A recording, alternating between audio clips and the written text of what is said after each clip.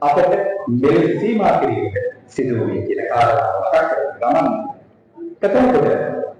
අප ගෞරවනීය ආරාධනීය පිළිගැනීමේ සිතේ ස්ථානයේ වැඩ කරන නාරායණ පිට අභයාරාම පුරා මහා විහාරාධිපති බස්නායක පළාතේ ප්‍රධාන සංඝනායක කොළඹ විශ්වවිද්‍යාලයේ කුලපති අතිපූජ්‍ය මුත්තේ ආනන්ද ස්වාමීන් වහන්සේ අපි ගෞරවයෙන් පිළිගනිමින් සරලම විශ්වවිද්‍යාලයේ කුලපති මහාචාර්ය කරුණේ ගරුනායක ස්වාමීන් වහන්සේ කැලණි විශ්වවිද්‍යාලයේ සාතුගාතනාංශයේ මහාචාර්ය පූජ්‍ය ඉංග්‍රාචාර්ය ගාමරත්න අපේ ස්වාමීන් වහන්සේ ශ්‍රී ජයවර්ධන විශ්වවිද්‍යාලයේ හිටපු කර්තාචාර්ය හිටපු දේශ මහාචාර්ය නායකල ධම්මදාස නායක ස්වාමීන් වහන්සේ ඒ වගේම සිවසී කුමාර පුරුකල්තුමා ඒ වගේම ජාතිවිදහ ක්‍රිස්තියානි සභාවේ විශෝපේ ඥාන රාජාතිතුමා ඇතුළු මේ අවස්ථාව සම්බන්ධ වෙලා තිබෙන වන්දනීය පූජනීය මහා සංඝරත්නයේ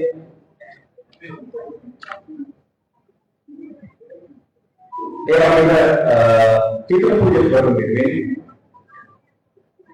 දේශපාලන ආචාර්ය රොමේෂ් ජාම්පදායතුමා ඒ වගේම ආවිලා අපි බොහොම ගෞරවයෙන් ඉඳලා මම මේ අවස්ථාව සම්බන්ධ වෙලා සිටින ඒ මෞලවීතුමා බොහොම ගෞරවයෙන් පිළිගන්නේ අපි සූදානම් වෙන්නේ පැමිණ සිටි සියලු දෙනා පිළිගන්නා ගමන් මේ සභාවේ කටයුත්ත ආරම්භ කරා.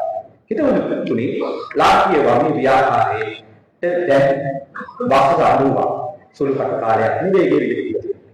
එහි ආරම්භය ඉතිහාසය අතිශය කිබර යුතුම ඉතිහාසයක්.